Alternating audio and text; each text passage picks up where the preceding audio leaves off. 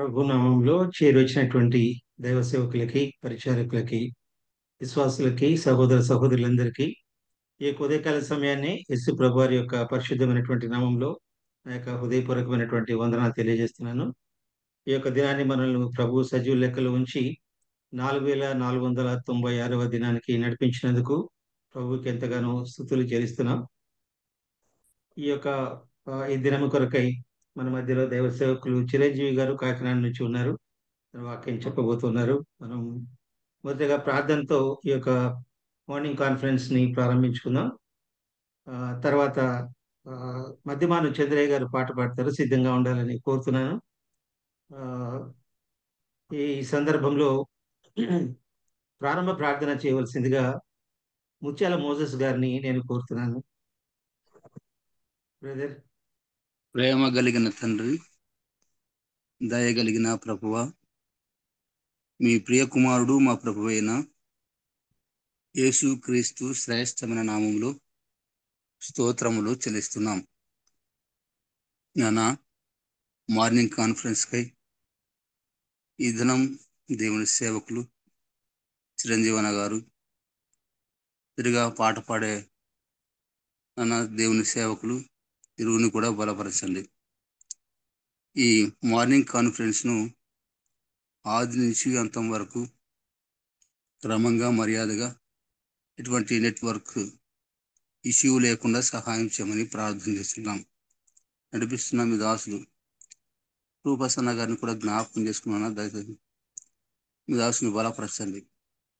అన్ని విషయాల్లో మీకే మహిమ ఘనత ప్రభావాలు చేకూర్చుకుందని మేము మరిచిన వాటిని విరిచిన వాటిని మీ కరుణగల దయగల సమకం చెప్పుకుంటూ అట్టుకు మరొకసారి ప్రభు మరి గ్రూపంతటిని మీ బలిష్టమైన చేతులకు అప్పగించుకుంటూ మీ ప్రియకుమారుడు మా ప్రభుత్వ యేసు క్రీస్తు శ్రేష్టమైన నామంలోనే స్తుతించి ప్రార్థన చేసి మార్నింగ్ కాన్ఫరెన్స్ లో ముందు కొనసాగుతున్నాం మా పరమ తండ్రి. ఆమేన్. వందనాలన్నా మోజెస్ అన్నకి, ప్రార్థించినటువంటి మోజెస్ అన్నకి మార్నింగ్ కాన్ఫరెన్స్ తరఫున వందనాలు తెలియజేస్తున్నాం. ఈ యొక్క సమయంలో మన మధ్యలో ఉన్నటువంటి మధ్యమాను చంద్ర బ్రదర్ బన్గాన్పల్లి నుంచి ఆయన పాట పాడతారు. పాట పాడుతూ దేవుని మహింపరుస్తారు. Over to Chandra brother. అయ్యగారు వందనాలు. వందనాలన్నా. సువార్త పాట పాడుకుందాం. ఓకేనండి. యేసు పిలిచెను ప్రేమతో రమ్మని, యేసు పిలిచెను ప్రేమతో రమ్మని, ప్రజలార వేగమేరా రండి, ప్రజలార వేగమేరా రండి, ప్రజలార వేగమేరా రండి, ప్రజలార వేగమేరా రండి, యేసు పిలిచెను ప్రేమతో రమ్మని, యేసు పిలిచెను ప్రేమతో రమ్మని. శ్రీ యేసయ్యా మన పాపముకై నరరూపిగా వచ్చెను, శ్రీ యేసయ్యా మన పాపముకై నరరూపిగా వచ్చెను, కల్వరిలో ఆ శిల్వపై, కల్వరిలో ఆ శిల్వపై మేకులతో దిగగొట్టబడెను, మేకులతో దిగగొట్టబడెను, యేసు పిలిచెను ప్రేమతో రమ్మని, యేసు పిలిచెను ప్రేమతో రమ్మని, యేసు పిలిచెను ప్రేమతో రమ్మని, యేసు పిలిచెను ప్రేమతో రమ్మని. ఓ ప్రియుడా చేర్చుకొనుము నీ హృదయములో యేసు ప్రభువును, ఓ ప్రియుడా చేర్చుకొనుము నీ హృదయములో యేసు ప్రభువును, తొలగించును నీ భారము, తొలగించును నీ భారము, నేడే విశ్వాసమందుము, నేడే విశ్రాంతి నొసగును. యేసు పిలిచెను ప్రేమతో రమ్మని, యేసు పిలిచెను ప్రేమతో రమ్మని, ప్రజలార వేగమే రండి, ప్రజలార వేగమే రండి. అయ్యా అందరికి వందనాలు. పాట పాడినటువంటి చంద్రయ్య గారికి నా యొక్క హృదయపూర్వకమైనటువంటి వందనాలు తెలియజేస్తున్నా. ఈ సమయంలో మనం ప్రాముఖ్యమైనటువంటి అంశానికి మనం వచ్చాం. మనం వాక్యం వినబోతున్నాం. మన మధ్యలో దైవ సేవకులు కాకినాడ నుంచి చిరంజీవి గారు మన మధ్యలో ఉన్నారు. అపోస్తుల కార్యాల నుంచి మనము ఆ, చాలా విషయాలు ధ్యానిస్తూ వస్తున్నాం. ఆదిమ సంఘము ఎలా ఏర్పడింది, ఆ సంఘములో ఉన్నటువంటి వారు నియమించినటువంటి కట్టడలు, మనము ఈ యొక్క ఆ, యుగంలో మనం ఉన్నటువంటి ఈ పరిస్థితిలో ఏ విధంగా వాటిని అనుసరిస్తున్నాం అనే విషయాలను చూస్తున్నాం. తర్వాత గతించిన వారంలో ఆ ఆ, చివరి విషయాల గురించి, చివరి శత్రువు అయినటువంటి మరణాన్ని గురించి, చివరి ఆదామైనటువంటి యేసు ప్రభువాని గురించి, చివరి కడబూరను గురించి, అలాగే అపోస్తుడైనటువంటి పౌలు తన గురించి తాను రాస్తూ నేను కడమ అపోస్తులుడని రాసినటువంటి చివరి 4 విషయాల గురించి ప్రస్తావించడం జరిగింది. తర్వాత విషయాల్ని ఈ రోజున ఆ, చిరంజీవి గారు మన మధ్యలో పంచుకోబోతున్నారు కనుక ఆ, వాక్యం కొరకై ఆ, ప్రార్థన చేయవలసిందిగా కోరుతున్నాను. కర్నూలు నుంచి ప్రభుదాస్ అన్న గారు ప్రార్థన చేస్తారు.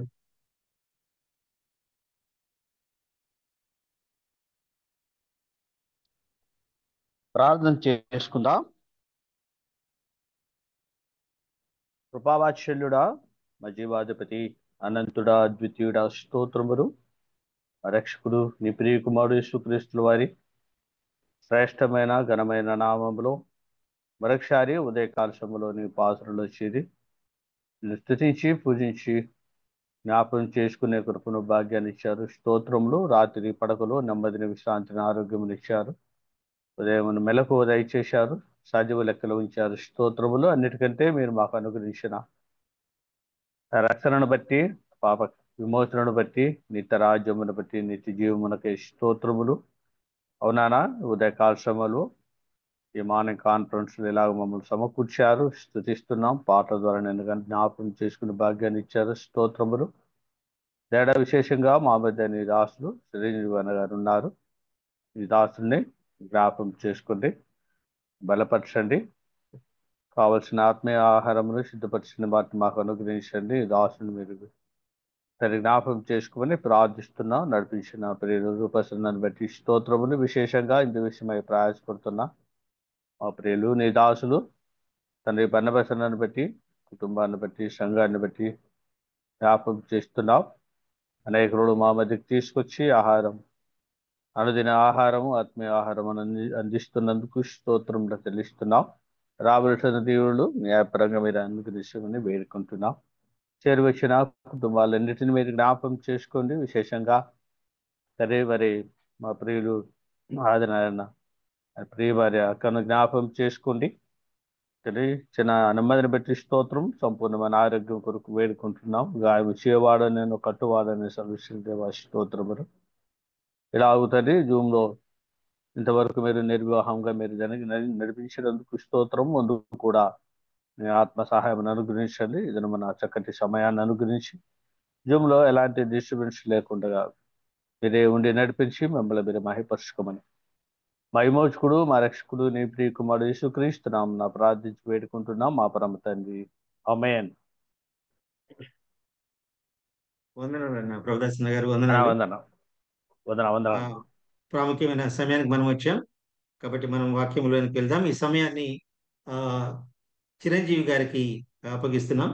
వారు ఈ యొక్క అపోస్తల కార్యంలో నుంచి వాళ్ళ హృదయంలో పరిశుద్ధాత్మ దేవుడు ఏమైతే ఉంచారో వాటిని గురించి మనం వినబోతున్నాం కాబట్టి జాగ్రత్తగా అందరం మ్యూట్లో ఉండి ఆ, ఆయన చెప్పే వాక్యాలన్నీ కూడా మనం జాగ్రత్తగా విందాం.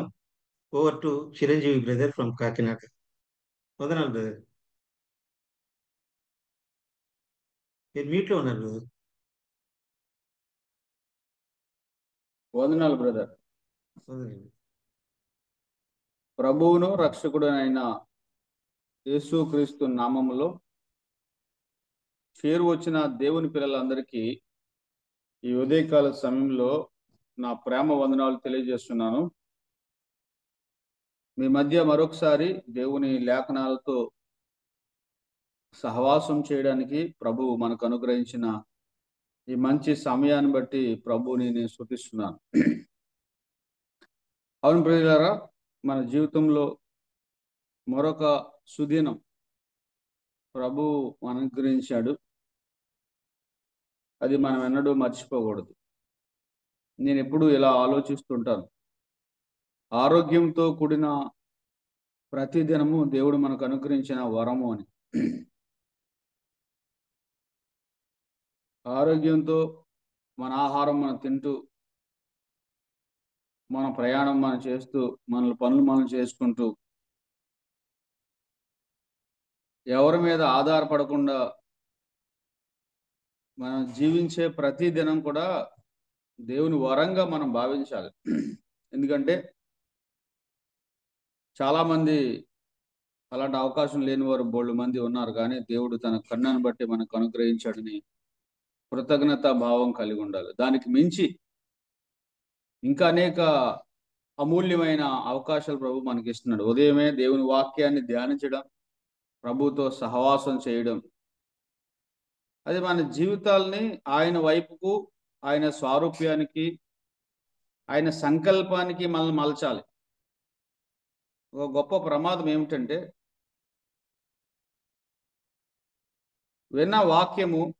వింటున్న వాక్యము మనలో కార్యసాధకమైన మార్పును తీసుకుని రాకపోతే అది ప్రమాదానికి దారితీసే అవకాశం ఉన్నది. ఇది బహు జాగ్రత్తగా ఆలకించాలి. రెండవ అంశం, ఎవరైతే ఎక్కువ వింటారో, ఎవరైతే ఎక్కువ గ్రహిస్తారో, ఎవరికైతే ఎక్కువ ఇవ్వబడుతుందో ఎక్కువ బాధ్యత కూడా వహించాలి. మూడవ సంగతి మనం ఆలోచిస్తే, ఎవరికైతే ఎక్కువ ఇవ్వబడుతుందో వారు ఎక్కువ అడగబడతారు. అంటే ఎక్కువ ఇచ్చిన వాని యొద్ద ఎక్కువ ఆయన ఆశిస్తాడు. మరి ఈ సంగతుల యందు మనం ఆసక్తి కలిగిన వారుగా ఉండాలి. దేవుని వాక్యము పట్ల ఆసక్తి కలిగి దాన్ని గ్రహించి, విని, ధ్యానించి దాని ప్రకారం జీవించాలనే ఈ ప్రయత్నాలన్నీ ప్రభు తన దాసుల ద్వారా మనకు అందించిన సదుపాయాలు అని గుర్తించాలి. వీటినేటిని కూడా మనము గ్రాంటెడ్గా తీసుకోకూడదు, అంటే చులకనగా తీసుకోకూడదు. ప్రభు ఎప్పుడు ఎలా మనతో మాట్లాడుతున్నాడో వాటిని గ్రహించేవారుగా ఉండాలి. వాటన్నిటిని వినియోగించుకుని, ఉపయోగించుకుని ఆయన స్వారూప్యంలోనికి మలచబడ్డానికి అనుదినం మనం ప్రయత్నం చేయాలి.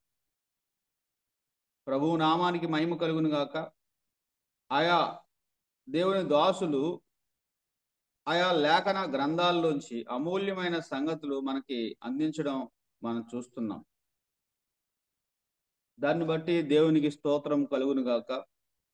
వారితో పాటు ప్రభు అల్పుడనే నన్ను కూడా జ్ఞాపకం చేసుకుని మీ మధ్య దేవుని మాటలు ఆలకించడానికి, కొన్ని సందర్భాల్లో వాటిని ధ్యానించడానికి, అందించడానికి ఇస్తున్న అవకాశాన్ని బట్టి దేవుని స్తుతిస్తున్నాను. అపోస్తుల కార్యాల గ్రంథంలో ఇంతవరకు మనము 4 వర్తమానాలు విన్నట్టు నేను అనుకుంటున్నాను.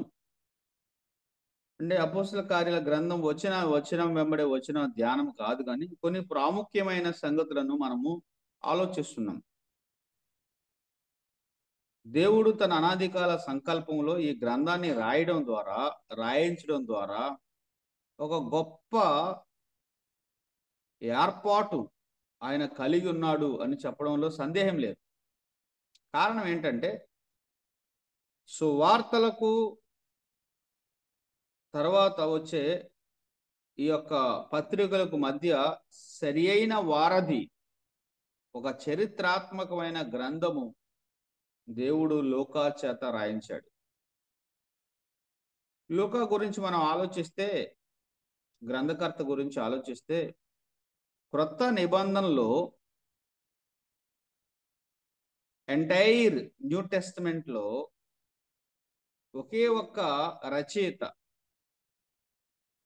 అన్యుడు అంటే యూదుల నుండి కాక అన్యుల నుండి రాసిన ఒకే ఒక రచయితగా లూకాను మనం చూస్తాం. అంతేకాకుండా క్రొత్త నిబంధనలో దేవుడు ఒక అన్యుని చేత 2 విశేషమైన గ్రంథాలు రాయించాడు. ఒకటి లూకా సువార్త, 2 అపోస్తుల కార్యాల గ్రంథం. ఈ రెండు గ్రంథాలు కూడా చాలా పెద్ద గ్రంథాలు. ఈ 2 కూడా అపోస్తుల కార్యాల గ్రంథానికి మనం ఆలోచిస్తే 28 అధ్యాయాలు ఉంటుంది. లూకా సువార్త మనం ఆలోచిస్తే 24 అధ్యాయాలు మనకు కనబడుతుంది.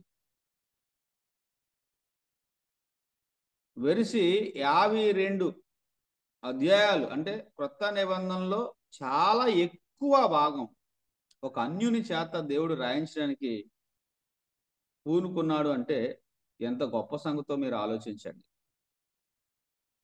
పాత నిబంధన అన్యుని చేత రాయబడిన అవకాశమే లేదు. క్రొత్త నిబంధన కూడా దేవుడు ఒక అన్యుణ్ణి, ఒక దేవుడిని లేకపోతే ఇశ్రాయేలీల వంశము కాని ఒక వ్యక్తిని ఆయన ఎన్నుకుని 2 శ్రేష్టమైన గ్రంథాలు మనకు అందించాడు అంటే దేవుని సంకల్పం ఎంత గొప్పదో ఆలోచించండి. దేవుడు పక్షపాతి కానేరడు అని చెప్పడంలో ఇది ప్రస్ఫుటంగా మనకు రుజువు అవుతుంది. తన యందు భయభక్తులు గలవారిని అందరినీ ఆయన ఏం చేస్తాడంటే అండి, అంగీకరించేవాడు.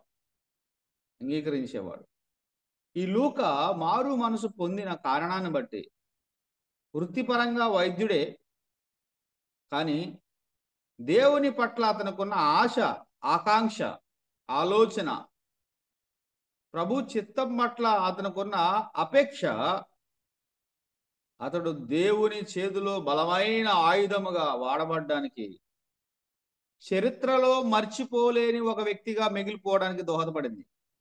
ఒకసారి ఆలోచించాలి మనం కూడా. ఒకవేళ అతడు వైద్య వృత్తిని, ఆ వ్యాపకాన్ని కొనసాగించి ఉంటే కొంతమందికి వైద్యం చేసి మేలు చేసేవాడు, కానీ చరిత్రలో కాలగర్భంలో కలిసిపోయేవాడు. మరి ఎన్నడూ ఎవరూ మరిచిపోలేని ఒక అద్భుతమైన జీవితాన్ని అతడు గడపడానికి గల కారణం ఏంటంటే దేవుని చిత్తము, సంకల్పము అతడు ఎరిగి దాన్ని అనుసరించి జీవించడం. సో లూకా గురించి మనం ఆలోచిస్తే అపోస్తలుడైన పౌలు యొక్క బృందములో ఒక వ్యక్తిగా, ముఖ్యంగా దైవజనుడైన పౌలు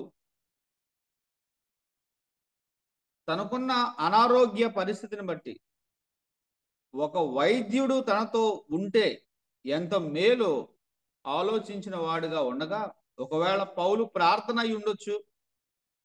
కారణం ఏంటంటే ఆ ముళ్ళు తీసివేయనని దేవుడే చెప్పాడు కాబట్టి. దేవుని యొక్క సహాయము, సదుపాయం అయి కూడా ఉండొచ్చు. పౌలు ప్రార్థన, దేవుని సదుపాయము లూకా ద్వారా పౌలుకి లభించింది. ఆ కారణాన్ని బట్టి అపోస్తలుల కార్యాల గ్రంథం అంతా కూడా పౌలుతో ప్రయాణం చేసిన వ్యక్తిగా మనం గమనిస్తాం. కాబట్టి ఈ అద్భుతమైన గ్రంథ రచయితగా లూకా ఉన్నాడు. మనము అపోస్తలుల కార్యాల గ్రంథంలో ఆరంభం నుంచి మనం చూస్తే 2వ వచనం ఒకసారి లోకాను గురించిన, లేకపోతే లోకా చెప్తున్న సందేశాన్ని మనం ఆలోచించవచ్చు. అపోస్తలుల కార్యాల గ్రంథం 1వ అధ్యాయం 2వ వచనం, తరువాత ఆయన పరమునకు చేర్చుకునబడిన దినము వరకు ఆయన చేయుటకును బోధించుటకును ఆరంభించిన వాటన్నిటిని గురించి నా మొదటి గ్రంథమునందు రచించి తిని. మొదటి గ్రంథమును ఎందుకు రచించాడో చెప్పాడు ఇక్కడ. 2వ గ్రంథములో మొదటి గ్రంథము యొక్క సారాంశం, మొదటి గ్రంథము యొక్క ప్రాముఖ్యతను వివరిస్తున్నాడు. మొదటి గ్రంథములో ఏంటంట ప్రాముఖ్యత అని ఆలోచిస్తే, ఆయన పరమునకు కొనుగోబడిన దినము వరకు ఆయన చేయుటకును బోధించుటకును ఆరంభించిన సంగతులు అన్న మాట మనం గమనిస్తున్నాం. లూకా గురించి మనం ఆలోచిస్తే అతడు చాలా కేర్ఫుల్, తరచి యోచించి ఆలోచించి విమర్శనాత్మకంగా పరిశోధించి విషయాలను క్రమమైన పద్ధతిలో రాసే ఒక స్వభావం కలిగిన వాడు. లూకా సువార్తలో కూడా మనం ఆ విషయాలు చూడవచ్చు. మొదటి అధ్యాయంలో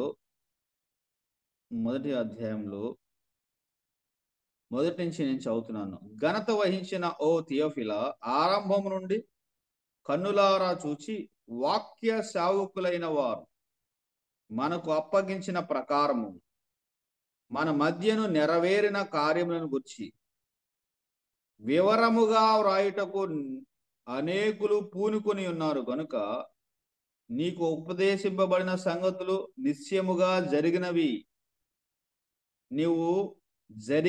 నీవు తెలుసుకున్నటకు వాటన్నిటినీ మొదట నుండి తరిచి పరిష్కారముగా తెలుసుకొని ఉన్న నేనును నీ పేరట వాటిని గురించి వరుసగా రచించుట యుక్తమని ఎంచితిని. ఇక్కడ 3 మాటలు లూకా యొక్క రైటింగ్ అంటే అతని యొక్క రచయితను గురించి రాయబడ్డాయి. ఒకటి ఏంటంటే తరిచి పరిష్కారముగా తెలుసుకొని ఉన్న నేను అన్నాడు. తరిచి అంటే పరిశోధించి, పరిష్కారంగా కేర్ఫుల్గా, అంటే తరిచి అంటే జాగ్రత్తగా, పరిష్కారముగా తెలుసుకున్నాను. వరుసగా రాశాడంటే, ఎలా రాశాడండి? వరుసగా. అందుకే లూకా సువార్తలో జీనియాలజీ కూడా ఉంటుంది అన్నమాట. యేసు ప్రభు వారి యొక్క ఆ వంశావళితో ఆరంభించాడు వరుసగా. దేని తర్వాత ఏది పరిష్కారముగా జాగ్రత్తగా రాసిన వ్యక్తి లూకా మనం గమనిస్తున్నాం. మొదటి గ్రంథంలో ఏం రాశాడని చెప్పాడు? ఏం రాశాడంటే, ఆయన పరలోకమునకు చేర్చుకొనబడు వరకు చేయుటకును బోధించుటకును ఆరంభించిన వాటన్నిటిని గురించి నా మొదటి గ్రంథంలో రాశాను అని. అంటే లూకా పరిశీలన, లూకా పరిశోధన, లూకా పరిష్కారాలు వేటి మీద ఉన్నాయి? ప్రభువైన యేసు క్రీస్తు వారి యొక్క బోధ ఏమిటో, ప్రభువైన యేసు క్రీస్తు వారి యొక్క బ్రతుకు ఏమిటో పరిశీలించేవాడు, పరిశోధించేవాడు, పరీక్షించేవాడు. ఇది మనకు చాలా ఉన్నతమైన పాఠం. ఆయన ఎలా బ్రతికాడో మనం గమనిస్తే, ఆయన ఎలా జీవించాడో మనం గమనిస్తే, ఆయన ఎలాగూ ఈ లోకంలో పాపము లేకుండా, పాపము చేయకుండా, అపవాదిని, లోకాన్ని ఎలా జయించాడో, అవమానాల్లో, నిందల్లో, దుఃఖంలో, వేదనలో, బాధలో, చాలా సందర్భాల్లో ఆయనకు కలిగిన వాటన్నిటిని సంపూర్ణ మానవుడిగా ఆయన ఎలా వహించాడో వాటిని మనం జ్ఞాపకం చేసుకోవాలి. యేసు ప్రభు ఒక క్రమమైన పద్ధతిని మనకు అనుగ్రహించాడు. చాలా సందర్భాల్లో నేను జ్ఞాపకం చేశాను. మరలా ఆ వచనానికి వచ్చాం కాబట్టి ఒకసారి జ్ఞాపకం చేస్తున్నాను. ఆయన చేయుటకును బోధించుటకును, ఇదొక క్రమం అన్నమాట. చేయడం, బోధించడం అనేది ఒక క్రమం. బోధించడం, చేయడం కాదు. ఈ యొక్క పద్ధతిని మనం రివర్స్ చేయకూడదు ఎప్పుడు కూడా. ఆయన మొదట బ్రతికాడు, తర్వాత బోధించాడు. ఆయన మొదట చేశాడు, తర్వాత దాన్ని తెలియచేశాడు, ప్రకటించాడు. దాన్ని లోక ముద్రిస్తున్నట్టుగా మనం గమనిస్తున్నాం. పాత నిబంధన గ్రంథంలో ఎజ్రా గ్రంథం, పాత నిబంధన గ్రంథంలో ఎజ్రా గ్రంథం 7వ అధ్యాయం 10వ వచనంలో ఇశ్రాయేలీలు అవసాన కాలంలో ఉన్నప్పుడు, అవమానం అనుభవిస్తున్నప్పుడు, అపకీర్తి కలిగి పరాయి దేశంలో బానిసలుగా ఉన్నప్పుడు ఎజ్రా తీసుకున్న నిర్ణయము అద్భుతమైనది. ఏమని చెప్తున్నాడు 10వ వచనం? ఎజ్రా యెహోవా ధర్మశాస్త్రం పరిశోధించి దాని చొప్పున నడుచుకొనుటకును ఇశ్రాయేలీలకు దాన్ని కట్టడలను విధులను నేర్పుటకును దృఢ నిశ్చయము చేసుకొనేను. ఏం చేశాడంటే అండి, పాడైపోయిన, చెదిరిపోయిన, భయంకరంగా మారిపోయిన ఇశ్రాయేలీల యొక్క జీవితానికి మరలా ఒక రూపము, లేదంటే ఒక నిజమైన స్థితి కావాలి అని అంటే ఎజ్రా దృఢమైన నిర్ణయం చేసుకున్నాడంట.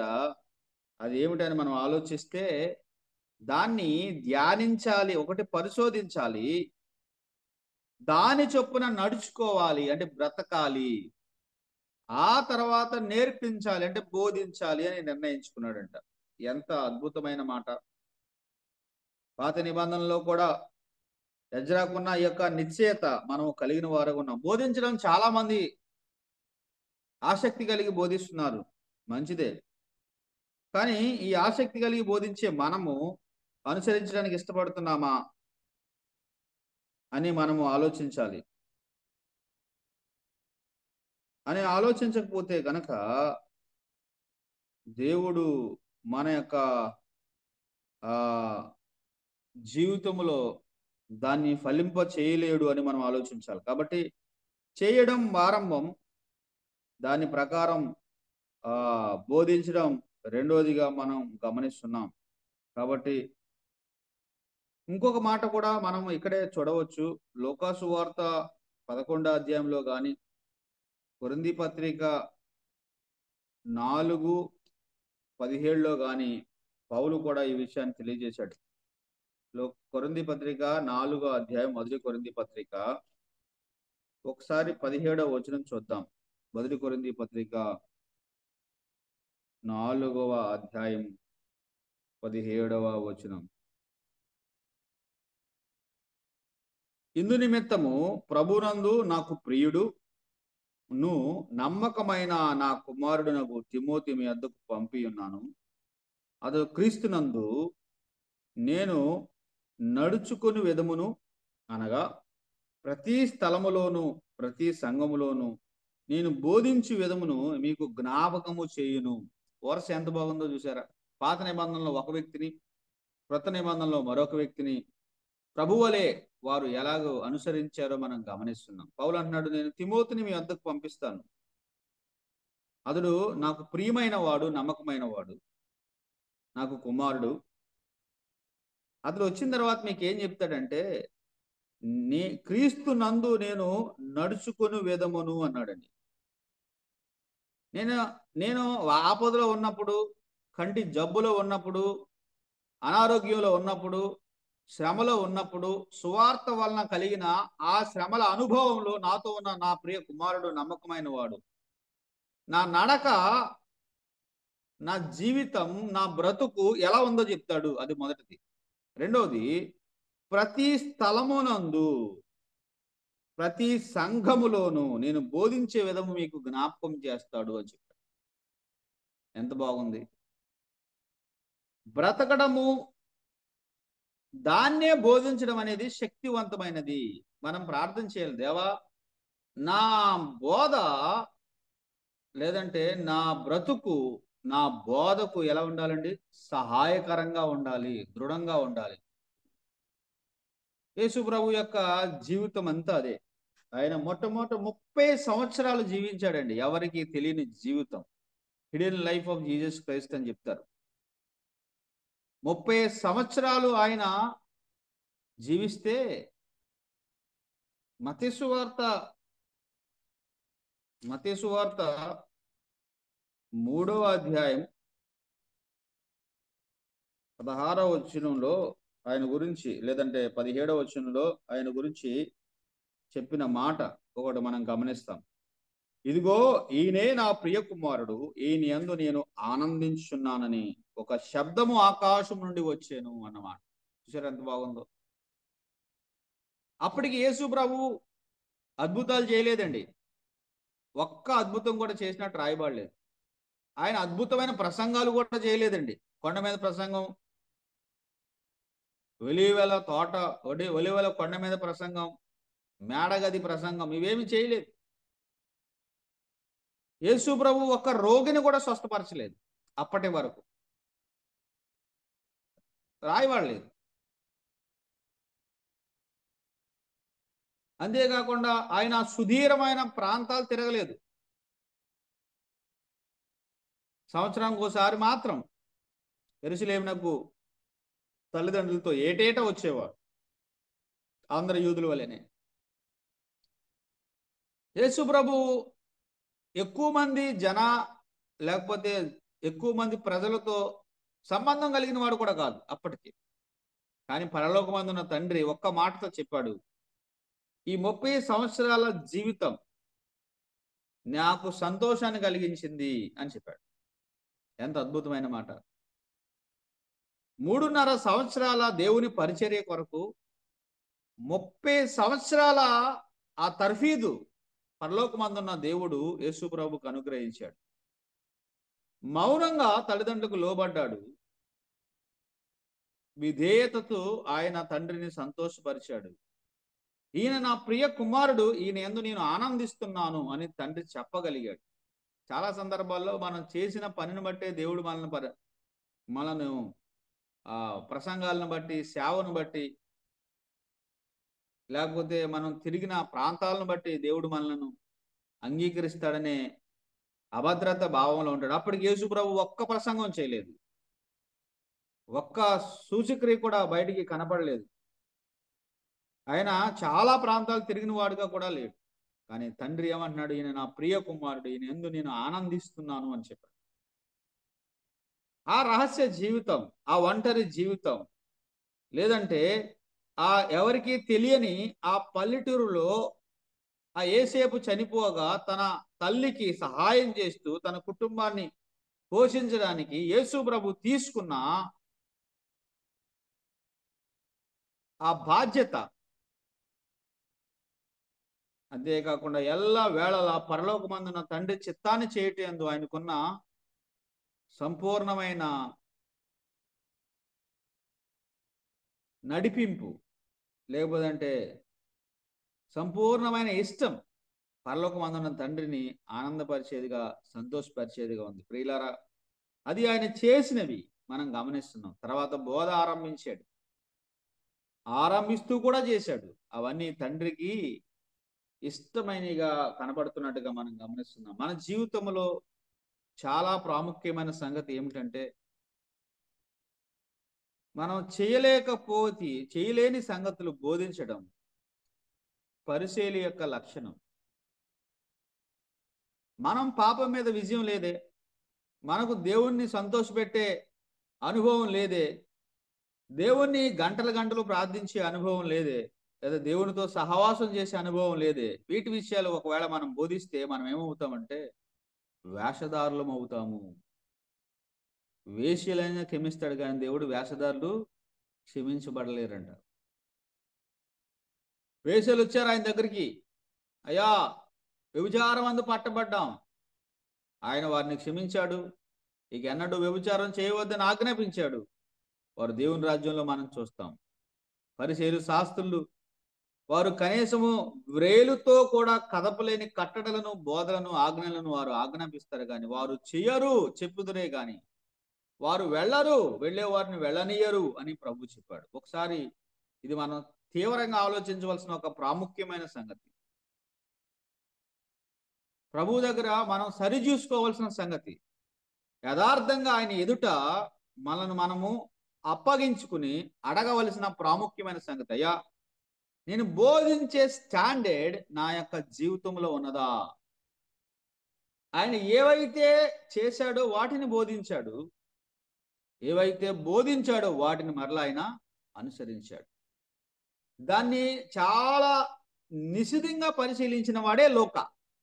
అందుకే లోక జీవితంలో కూడా ఆ యేసు ప్రభు యొక్క సుగుణాలు వచ్చినట్టుగా మనం గమనిస్తున్నాం. పౌలుని మనం గమనిస్తే ప్రతి స్థలములో లేదా ప్రతి సంఘములో నేను బోధించే విధం ఏదైతే బ్రతికానో అదే సంఘాల్లో, ప్రతి సంఘాల్లో నేను బోధించాను. నా పక్కనే ఉన్న నా ప్రియ కుమారుడు, నమ్మకమైన కుమారుడు, నాణ్యమైన కుమారుడు, నిజమైన కుమారుడు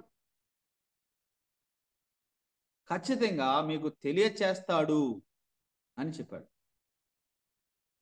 మన కోసం ఎవరైనా చెప్పగలరా ఈ మాట? ఒక్కసారి స్వీయ పరిశీలన చేసుకోవాల్సిన వారుగా ఉన్నాం. ఆ బ్రదరు ఏవైతే బోధిస్తాడో వాటిని చేయడానికి కృతనిశ్చయత కలిగిన వాడుగా ఉంటాడు, దృఢమైన నిశ్చయత కలిగిన వాడుగా ఉంటాడు. అన్ని సందర్భాల్లో ఒకవేళ చేయలేకపోవచ్చు, కానీ హృదయం లోపల ఉన్న అంతరాత్మ, హృదయ అంతరంగాల లోతుల్లో నేను ఏదైతే బోధిస్తున్నానో, ప్రభు నాకు ఏదైతే బోధించాడో, ఏదైతే తెలియజేశాడో దాని విషయమై పూర్ణ నమ్మకత్వం వహించాలనే ఆశ ఉన్నట్లయితే ప్రభు ఆ వ్యక్తిని గణపరిచేవాడుగా ఉంటాడు. కాబట్టి మనం ఆలోచిస్తే మొదటి గ్రంథములో యేసు ప్రభు ఏదైతే చేశాడో, ఏదైతే బోధించాడో ఆ సంగతులను వరుసగా క్రమముగా తరిసి పరిష్కారముగా రాశాడు. మరి ఇప్పుడు ఈ గ్రంథంలో అపోస్తల కార్యాల గ్రంథం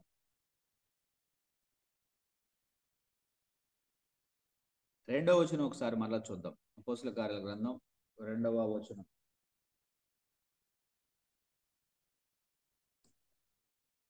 మొదటి అధ్యాయం.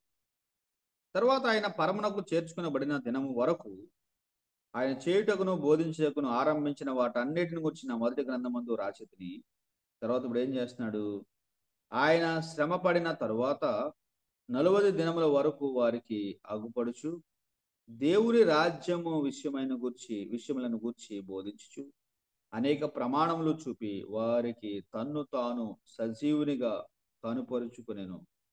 ఆయన వారిని కలుసుకుని ఇలాగూ ఆజ్ఞాపించెను. పునరుత్థానుడైన ప్రభువు, శరీరధారి అయిన ప్రభువు, ఈ రెండు విషయాల్ని లోక జాయింట్ చేస్తున్నాడు. శరీరధారి అయిన ప్రభువుడు సశరీరుడిగా ఈ లోకానికి వచ్చినప్పుడు లోక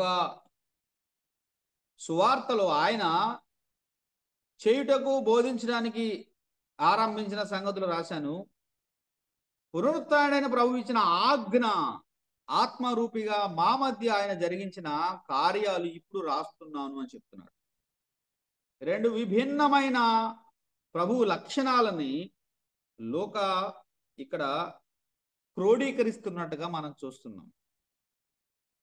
సమ్మేళనం చేస్తున్నాడు. శరీరధారి అయిన ప్రభు, పునరుత్థానుడైన ప్రభు. శరీరధారిగా ఉన్న ప్రభువు యొక్క లక్షణాలు, పునరుత్థానుడైన ప్రభు యొక్క ఆజ్ఞలు. సంఘ ఆరంభానికి ఆయన చేసిన పరిచర్య, సంఘము ఆరంభమైన తర్వాత ఆయన చేస్తున్న పరిచర్య. సంఘ ఆరంభం కొరకు ఆయన చేసిన బలి, సంఘము ఆరంభించబడిన తర్వాత ఆయన జరిగిస్తున్న పరిచర్య ఇక్కడ మనం గమనిస్తున్నాం. పునరుత్థానుడైన ప్రభువు యొక్క పరిచర్యలు మనం ఎక్కడ చూస్తామంటే అపోస్తల కార్యాల గ్రంథంలో చూస్తాం. శరీరధారి అయిన ప్రభువు యొక్క పరిచర్య లూకాసు వార్తలో మనం గమనిస్తాం. పౌలుకి ఈ రెండు చాలా బలమైన లూకాకి ఈ రెండు చాలా బలమైన అంశాలుగా ఉన్నాయి.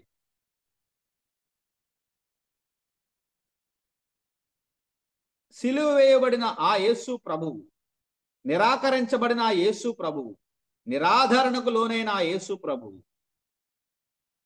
ఇప్పుడు పునరుత్థానుడయ్యాడు. మరణాన్ని, సమాధిని జయించిన వాడుగా, సజీవుడుగా తన్ను తాను కనపరుచుకుని ఇచ్చిన ఆజ్ఞలను లోకానికి రాయడానికి దేవుడు లూకాను వాడుకున్నట్లుగా మనం గమనిస్తున్నాం. విశ్వాస జీవితంలో ఈ రెండు అనుభవాలు చాలా ప్రాముఖ్యమైనవి. శరీరధారిగా ఆయన పొందిన శ్రమ, అవమానము, దుఃఖము, వేదన, తిరస్కారము, నిరాకరణ, త్రోసివేయబడ్డం మనం కలిగి ఉండాలి. పునరుత్థానుడైన ప్రభు యొక్క బలాన్ని మనం పొందిన వారుగా ఉండాలి. పౌలు యొక్క ఆశ అదే. ఏ విధము చేతనైన మృతుల్లో నుండి పునరుత్థానం నాకు కలగవలనని ఏవేవి లాభకరముగా ఉన్నవో వాటన్నిటినీ పెంటవలే ఎంచుకున్నానని ఫిలిప్పీ పత్రికలో మనం గమనిస్తాను. చూడండి, ఆ మాట మీ యొక్క దృష్టికి నేను తీసుకుని వస్తున్నాను. 3వ అధ్యాయం ఫిలిప్పీ పత్రిక 10వ వచనం. ఏ విధము చేతనైన మృతుల్లో నుండి నాకు పునరుత్థానం కలగవలనని ఆయన మరణము విషయములో సమానానుభావము గలవాడనై ఆయన పునరుత్థాన బలమును ఎరుగు నిమిత్తము ఆయన శ్రమలో పాలివాడి అగుట ఎట్టిదో ఎరుగు నిమిత్తమును సమస్తమును నష్టపరుచుకొని వాటిని పెంటతో సమానముగా ఎంచుకొనుచున్నాను అన్నాడు. పునరుత్థాన అనుభవం పొందాలంటే ఇక్కడ రెండు అనుభవాలు చెప్పాడు. ఆయన శ్రమానుభవము, రెండవది ఆయన మరణానుభవము పొందాలి అని నేను ఆశపడుతున్నాను అన్నాడు. పునరుత్థాన బలము పొందాలి అంటే ఆయన శ్రమ అనుభవం, ఆయన శ్రమలో పాలువారమై ఉండట ఎట్టుతో, ఆయన మరణములో పాలువారమై ఉండట ఎట్టుతో ఎరిగిన వాడు అయితే పునరుత్థాన బలాన్ని మనం పొందగలిగిన వారుగా ఉంటాం. కాబట్టి ప్రియులారా, లూకా యేసు ప్రభు యొక్క రెండు దివ్యమైన లక్షణాలను 2 గ్రంథాల్లో రాశాడు. ఒకటి, ఆయన శరీరధారిగా ఈ లోకానికి వచ్చి ఆయన చేయుటకును బోధించడానికి ఆరంభించిన సంగతులన్నీ వరుసగా క్రమముగా లూకా సువార్తలో రాస్తే, ఆయన పునరుత్థానుడై పరమునకు చేర్చుకునబడిన తర్వాత జరిగిన అనేకమైన ఆజ్ఞలకు సంబంధించిన విషయాలు పునరుత్థానుడైన ప్రభు యొక్క పరిచర్యలు ఇక్కడ రాసినట్టుగా మనం గమనిస్తున్నాం. కానీ లూకా ఒక వ్యక్తికి ఈ యొక్క గ్రంథాలు రాశాడండి. సంఘానికి కాదు, ఒక వ్యక్తికి రాశాడు. ఆ వ్యక్తి ఎవరో మనం ఇక్కడ గమనిస్తాం. చూడండి, లూకా సువార్తలో ఆ మాట మనం చూస్తాం. అపోస్తుల కార్యాల్లో ఆ మాట మనం చూస్తాం. అపోస్తుల కార్యాల గ్రంథం 1వ అధ్యాయం చూడండి, 1వ వచనం. ఓ థియోఫిలా అన్నాడు. ఓ థియోఫిలా. మరి మొదటి గ్రంథంలో ఏమన్నాడు చూడండి. మొదటి గ్రంథంలో అంటే లూకా సువార్తలో 1వ అధ్యాయం, ఘనత వహించిన థియోఫిలా అన్నాడు. లూకా సువార్తలో మనందరికి తెలిసిన వచనమే, తెలిసిన సంగతే, ఘనత వహించిన థియోఫిలా. అపోస్తుల కార్యాల్లో ఓ థియోఫిలా మధ్య వ్యత్యాసం ఏమై ఉంటది? అసలు ఘనత వహించిన థియోఫిలా అంటే ఏంటి? అపోస్తుల కార్యాల గ్రంథము 23వ అధ్యాయం 26వ వచనం చూడండి. అపోస్తుల కార్యాల గ్రంథము 23వ అధ్యాయం 26వ వచనం. మహాఘనత వహించిన అధిపతి అయిన ఫెలిక్సు, క్లౌదియా, లూసియా వందనములు. మహాఘనత వహించిన అధిపతి అయిన ఫెలిక్సు. ఫెలిక్సు రోమా ప్రభుత్వములో అధిపతి. అందువల్ల మహాఘనత వహించిన ఫెలిక్సు అన్నమాట మనం గమనిస్తున్నాం. 24వ అధ్యాయం 3వ వచనం చూడండి. మహాఘనత వహించిన ఫెలిక్స్ అన్నమాట మనం చూస్తున్నాం. మహాఘనత వహించిన ఫెలిక్సా. తర్వాత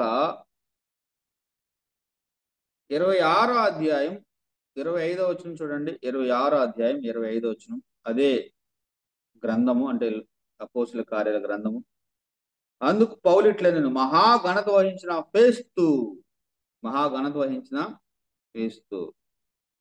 25 మొదటి వచనం చూడండి. ఫేస్తు ఆ దేశ అధికారమునకు వచ్చిన 3వ దినమునకు అన్నమాట మనం చూస్తున్నాం. కైసరు నుండి యెరూషలేమునకు వెళ్ళాను. వీళ్ళందరూ ఎవరు, ఎందుకు మహాఘనత వహించిన వారంటే వీళ్ళు రోమా ప్రభుత్వపు అధికారులండి. అంటే ఒక ఉన్నతమైన ప్రభుత్వ ఉద్యోగస్తులు అన్నమాట. ఈ యొక్క థియోఫిలా కూడా అలాంటి వ్యక్తి అయి ఉండవచ్చు. అందుకే ఘనత వహించిన థియోఫిలా అని రాశాడు అనమాట. ఫేస్తులాగా, ఫెలిక్స్ లాగా, అగ్రప్పలాగా ఇక్కడ మనం చూస్తే వీళ్ళందరూ అధికారులుగా మనం గమనిస్తున్నాం. ఘనత వహించిన వారుగా గమనిస్తున్నాం. ప్రభుత్వ ఉద్యోగులు అన్నమాట. ఉన్నతమైన ప్రభుత్వ ఉద్యోగములో ఉన్నవారు వీరు. ఈ యొక్క థియోఫిలా అనే వ్యక్తి కూడా ఒక రోమా ప్రభుత్వపు అధికారిగా ఉన్నాడు. లూకా సువార్త తన మొదటి గ్రంథాన్ని రాసినప్పుడు ఆయనకు ఈ యొక్క విషయాలు ఒక వ్యక్తి కోసం ఎంత శ్రమపడి అంత గ్రంథాన్ని రాయాలా అని ఆలోచిస్తే మనకు విచిత్రం కలుగుతుంది. కానీ దేవుని సంకల్పం అంత గొప్పది. లోకా అయితే ఆ వ్యక్తికే రాస్తున్నాను అనుకున్నాడు, కానీ సర్వ ప్రపంచానికి కోటాను కోట్ల మంది ఇది చదువుతారన్న సంగతి దేవునికి తెలుసు. కానీ ఆ దినాన్న ఆ సమయంలో ఆ వ్యక్తికి ఇన్ని విషయాలు రాయడానికి లోకా జాగ్రత్త తీసుకున్న వ్యక్తిగా మనం గమనిస్తున్నాం. చూసారా, లోక ఎంత జాగ్రత్త పడడు. ఒక వ్యక్తి కొరకు ఎంత శ్రమ పడాలా, ఒక వ్యక్తి కొరకు ఎంత కష్టపడాలా, ఒక వ్యక్తి కొరకు ఇంత కష్టాన్ని శ్రమను ఓర్చి ఓపికగా రాయాలంటే లోక మనసు ఎంత గొప్పదో ఒకసారి మీరు ఆలోచించారు. సంఘంలో 10 మందికి బాగుపోయినా మనం పెద్ద పట్టించుకోలేని స్వభావం కలిగిన వారు అనేక మంది ఉన్నారు. ఒక వ్యక్తి కొరకు యేసు ప్రభు ఎలాగైతే ఒక వ్యక్తి కొరకు ఆ 12 గంటల సమయంలో సమరయ మార్గములా నడిచి వెళ్ళవలసి వచ్చింది. ఆ ఎండలో రాత్రంతా ఆ నావలో ప్రయాణం చేసి చిన్న నావ మీద పెద్ద తుఫాను కొట్టగా వాళ్ళెంతో ఇబ్బంది పడగా తెల్లవారున ఆ సేనాదయ్యం పెట్టిన వాడిని ఆయన విమోచించడానికి అవతల వైపు ఎలా వెళ్ళాడు.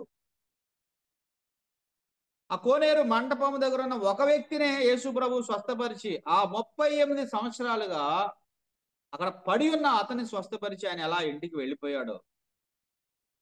ఒక వ్యక్తికి ఇవ్వవలసిన ప్రాధాన్యత ఎంత గొప్పదో లోకాకు తెలుసు.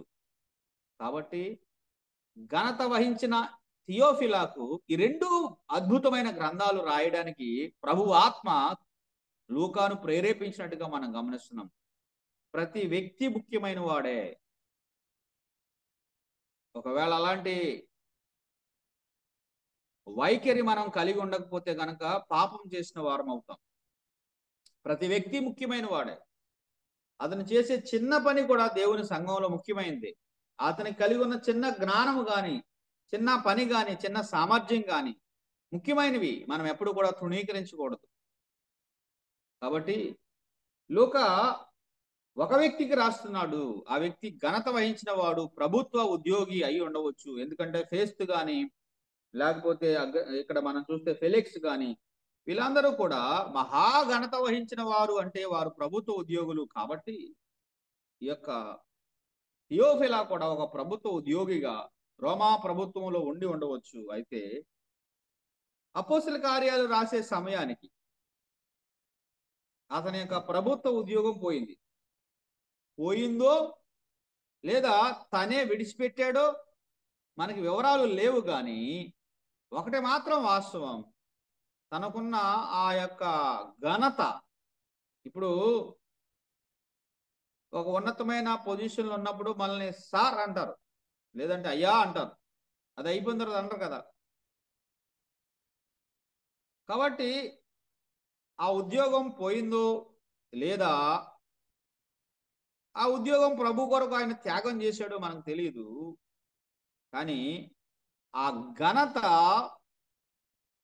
ఈ యొక్క థియోఫిలాకు అపోస్తుల కార్యాల గ్రంథంలో లేదు. ఆ ఘనత అంటే ఆ యొక్క ప్రభుత్వపు పొజిషన్, ఆ స్థానం అప్పుడు లేదు అని మనం గమనిస్తున్నాం. ఒకవేళ దేవుని నిమిత్తం పోయింది అనుకుందాం, మనకి అప్లికేషన్ ఏంటి? దేవుని నిమిత్తం ఏదైనా మనం విలువైనది వదులుకోవడానికి సిద్ధంగా ఉన్నామా ఆలోచించాలి. లేదా దేవుని నిమిత్తం తానే వదిలేశాడు అనుకోండి, అలాంటి త్యాగపూరితమైన జీవితం మనకున్నదా ఆలోచించాలి. నేను ఎందుకు దేవుడు ఈ ఒక్క వ్యక్తికే ఈ గ్రంథాన్ని రాయించాడంటే అతడు దేవుని కొరకు ఎలాంటి స్టాండ్ తీసుకున్నాడో మీరు ఆలోచించాలి. దేవుడు అతన్ని బలపరచడానికి, అతన్ని స్థిరపరచడానికి, అతన్ని నడిపించడానికి, అతన్ని వెన్నుతడానికి ఇంత సుదీర్ఘమైన గ్రంథాలు ఆయన కొరకు ఎందుకు రాయించాడంటే అతడు తన జీవితంలో తీసుకున్న కొన్ని రాడికల్ డిసిషన్స్ అంటారనమాట, తీవ్రమైన నిర్ణయాలు దేవుని సంతోషపరిచాయి. ఆ కారణాన్ని బట్టి ఈ వ్యక్తిని నేను బలపరచాలి, నా ఎడల యథార్థంగా ఉన్న ఈ వ్యక్తిని నేను స్థిరపరచాలని ఈ విషయాలన్నీ అతనికి దేవుడు రాయిస్తున్నట్టుగా మనం గమనిస్తున్నాం. ఎంత అద్భుతమైన సంగతో మీరు ఆలోచించండి. ఈ మొదటి అధ్యాయంలో ప్రాముఖ్యమైన సంగతి, సమయం అవుతుంది కాబట్టి మనం ముగిద్దాం. మిగతా సంగతుల తర్వాత మనం ఆలోచించవచ్చు. ఒక్క సంగతి నేను చెప్పి ఆగాలని అనుకుంటున్నాను. అపోస్తుల కార్యాల గ్రంథం మొదటి అధ్యాయం. ఈ మొదటి అధ్యాయంలో ప్రాముఖ్యమైన సంగతి ఏమిటంటే 2వ వచనం చూడండి. తరువాత ఆయన పరమునకు చేర్చుకొనబడిన దినము వరకు, పరమునకు చేర్చుకొనబడిన దినము. తర్వాత 9వ వచనం చూడండి. 9వ వచనం. ఈ మాటలు చెప్పి వారు చూచుచుండగా ఆయన ఆరోహణమాయెను, లేదా అప్పుడు వారి కన్నులకు కనబడకుండా ఒక మేఘము ఆయనను కొనిపోయేను. కొనిపోయేను అంటే ఆయన కొనిపోబడ్డాడు. 10వ వచనం చూడండి. ఆయన వెళ్ళుచుండగా, ఆయన వెళ్ళుచుండగా. 11వ వచనం చూడండి. 11వ వచనం. గల్లియ మనుషులారా, మీరెందుకు నిలిచి ఆకాశం వైపు చూచున్నారు? మీ వద్ద నుండి పరలోకమునకు చేర్చుకొనబడిన, పరలోకమునకు చేర్చుకొనబడిన. 22వ వచనం చూడండి. 22వ వచనం.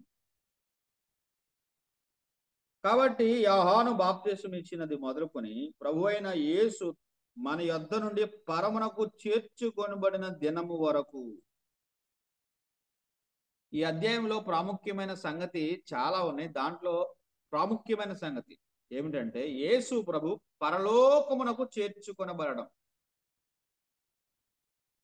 యేసు ప్రభు పరలోకములో అంగీకరించబడ్డం. యేసు ప్రభు తండ్రి కుడిపార్శ్వమున ఆసీనుడవడం. గొప్ప జయ ధ్వానాలతో అంగరంగ వైభవంగా ఆయనను మరలా పరలోకము స్వీకరించడం. పరలోకం ఆయనను ఆ గొప్ప సంగతి ఎంత అద్భుతమైనదండి. భూలోకములో తిరస్కరించబడిన ఆయన, భూలోకములో గవిని వెలుపల వేయబడిన ఆయన, నిందించబడిన ఆయన, ద్వేషించబడిన ఆయన, ఈ రాజు మాకు వద్దు ఆయనను పరలోకం అంగీకరించిందండి. ఎంత మంచి మాట ఒకసారి ఆలోచించండి. అదే బాటలో నీవు నేను ఉన్నామా? భూలోకము తిరస్కరించిన పరలోక అధికారం కలిగిన వారుగా, లేదా భూలోకంలోనే మన భూలోకంలోనే ఆ వ్యాప ఫలితం అనుభవించాలనుకుంటున్నామా? ఆలోచించండి. పరలోకమునకు చేర్చుకునబడిన యోహాను మనం చూస్తున్నాం. వినటువంటి దైవ వాక్యాన్ని ఒకసారి ఆ సారాంశాన్ని జ్ఞాపకం చేసుకుంటే, వైద్యుడైనటువంటి లూకా ఎంతో బాధ్యత తీసుకుని తన యొక్క వైద్య వృత్తిని పనంగా పెట్టి ఒక్క వ్యక్తికి రాసినా కూడా తను రాసినటువంటి ముఖ్యమైనటువంటి విషయాల గురించి మనం విన్నాం. యేసు ప్రభు వారి యొక్క మాదిరి, ఆయన చేయడం ఫస్ట్, తర్వాత బోధించడం తర్వాత అనే విషయాన్ని లూకా ప్రస్తావించాడు. దానికి అనుగుణంగా మనం చూసినటువంటి ఎజ్రా చదివాడు, ఎజ్రా వినిపించాడు, ఎజ్రా ఆ ప్రకారం జీవించాడు. అదేవిధంగా పౌలు తిమోతికి రాస్తూ, తిమోతి మీ దగ్గరకు వస్తున్నాడు, నా యొక్క ప్రవర్తన గురించి మీకు చెప్తాడు, నా జీవితాన్ని గురించి మీకు చెప్తాడు. అదేవిధంగా నేను బోధించిన సంగతులను కూడా మీకు వినిపిస్తాడు. కాబట్టి మనం విన్నటువంటి ఈ యొక్క విషయాలన్నీ మనం గమనిస్తే, మనం బోధించటానికి ముందు మనం చేయాలి. మనం విన్నటువంటి ఈ యొక్క వాక్యం ప్రకారం, లేదా మనం దినదినము దేవుని యొక్క వాక్యంలో చదువుతున్న ప్రకారం మనం జీవిస్తూ, తర్వాత మనం బోధించవలసిన వారమై ఉన్నామనేటువంటి ప్రాముఖ్యమైనటువంటి అంశాన్ని గురించి, దాన్ని యేసు ప్రభువారిని మాదిరిగా ఉంచి లూకా ఒక్కరికి చెప్పినా కూడా ప్రభు అది మనమందరము విని ఆ ప్రకారం జీవించాలని మనం విన్నాం. ఆ విధంగా జీవించడానికి ప్రభు తన కృపను మనకు అనుగ్రహించును గాక. కాబట్టి ఇప్పుడు ఎర్రగుంట్ల నుంచి దైవ సేవకులు శివారెడ్డి అన్న గారు ప్రార్థన చేసి కూడికను ముగిస్తారు. వందనాలను వందనాలు. మమ్మల్ని మిక్కిలిగా ప్రేమించిన మా ప్రియ పరలోకపు తండ్రి, మహోన్నతుడు అయిన దేవ, సర్వాధికారి అయిన మా తండ్రి, నీకు స్తోత్రాలునైనా. మహాగణుడవు, మహోన్నతుడవు, పరిశుద్ధుడు అయిన మా తండ్రి, నీకు స్తోత్రాలు, వందనాలునైనా. మరి ఉదయ కాలంలో మా ప్రభువా, వేకువజామునే నీ సన్నిధిలో చేర్చి మా తండ్రి, నీవు సిద్ధపరిచిన నీ దాసుని, మరి మా ప్రభువా, మా దేవుని సేవకుడు చిరంజీవి అన్న గారిని ఎన్నుకొని, మరి మా తండ్రి, మరి నైనా ప్రభువా, మరి లూకాసు వార్త నుంచి, అపోస్తల కార్యాల నుంచి కొన్ని మాటలునైనా మాతో మాట్లాడినందుకే నీకు స్తోత్రాలు చెల్లించుకుంటున్నాము తండ్రి. మరి ఆనాడునైనా తండ్రి, ఒక అన్యుని, మరి లూకాను నువ్వు ఎన్నుకొని నా తండ్రి, మరి మా ప్రభువా, ఒక్కని కోసమునైనా తండ్రి, మరి 2 గ్రంథాలు నైనా తండ్రి సిద్ధపరిచి ఆయనకు అంకితం ఇచ్చినట్లుగా చూస్తున్నాం. మరి ఆరంభము నుండి కనులారా చూచి పరిశోధించి మరి రాశానని మరి నా తండ్రి లూకా గారు చెప్పినట్టుగా చూస్తున్నాము తండ్రి. ఈనాడు నేను ప్రభువా, మరి వాక్యం అందించిన మరి చిరంజీవి అన్న గారిని బట్టి నీకు స్తోత్రములు చెల్లించుకుంటున్నాం. నేను అధ్యక్షునిగా ఉన్నటువంటి రూపసన్న గారిని మరి మా ప్రభువా, ఏనా తండ్రి నువ్వు చక్కగా నడిపించావునైనా, నీకు స్తోత్రములు, వందనాలు చెల్లించుకుంటున్నాం. పాటబడిన చంద్రాలను చేరి వచ్చిన పెద్దలందరిని బట్టి నీకు స్తోత్రములు చెల్లించుకుంటున్నావునైనా. నీవే మహిమ పొందమని మా ప్రభువును మా రక్షకుడైన యేసు క్రీస్తు నామములో ప్రార్థించి కోడిక ముగించుకుంటున్నాం మా ప్రియ పరలోకపు తండ్రి. ఆమేన్. శివారెడ్డి అన్నకి వందనాలు. వందనాలు. ఈ కూడిక ఇంతటితో ముగించబడింది. ఈ యొక్క మార్నింగ్ కాన్ఫరెన్స్ లో నేను బర్నబాస్ అన్నకి కృతజ్ఞత తెలియజేస్తున్నాను. నేను ఎప్పుడు బర్నబాస్ అన్నకు చెప్పేటువంటి ఒక విషయం ఏంటంటే, అన్న నన్ను ఒక స్టాండ్ బైగా పెట్టుకోండి. అది పాటకైనా, ట్రాన్స్లేషన్ కైనా, దేనికైనా కూడా ఎవరైనా రాకపోతే అప్పుడు నన్ను ఒక స్పేర్ గా ఉంచుకోండి అని చెప్తుంటాను. కానీ అన్న డైరెక్ట్ గా పేరు వేసేశారు. సరే, దేవుని మహిమార్థమై అది జరగాలని ఆశపడి నేను ప్రార్థన చేసి ట్రాన్స్లేట్ చేసే విషయంలోనైనా, పాటలు పాడే విషయంలోనైనా ప్రతిదినం కూడా పాటల పుస్తకంలో రెడీగా పెట్టుకొని కూర్చుంటాను. ఎవరైనా రాకపోతే నేను ఎప్పుడు సిద్ధంగానే ఉంటాను. ఎందుకంటే ఇంత భారం వహించి ఈ యొక్క మార్నింగ్ కాన్ఫరెన్స్ జరుగుతున్నప్పుడు ఆ మాత్రం కొంచెం సహాయమైన మనం చేయకపోతే ఎలాగా అనేటువంటి ఆ భావం నాలో మొదటి నుంచి ఉంది. కాబట్టి సెల్ కాన్ఫరెన్స్ మొదలుకొని నేటి వరకు కూడా దేవుడు ఇచ్చినటువంటి ఈ యొక్క ధన్యతను బట్టి దేవుని స్తుతిస్తూ, అలాగే అవకాశం ఇచ్చినటువంటి బర్నబాస్ అన్నకి నా హృదయపూర్వక వందనాలు తెలియజేస్తూ, ఓవర్ టు బర్నబాస్ అన్న ప్రకటన నుంచి చేసి ముగిస్తారు. ఈ రోజు ప్రారంభ ప్రార్థన చేసిన ముత్యాల మోజెస్ గారికి, అలాగే పాట పాడిన చంద్రయ్య గారికి, అలాగే వాక్యం కొరకే ప్రార్థించినటువంటి ప్రభుదాస్ అన్నకి, అలాగే చివరి ప్రార్థన చేసినటువంటి శివారెడ్డి అన్నకి, మరి ముఖ్యంగా ఈ రోజు దైవ సందేశాన్ని అందించినటువంటి చిరంజీవి గారికి హృదయపూర్వకమైనటువంటి వందనాలు మార్నింగ్ కాన్ఫరెన్స్ తరఫున తెలియజేస్తున్నాను. అందరికీ వందనాలు.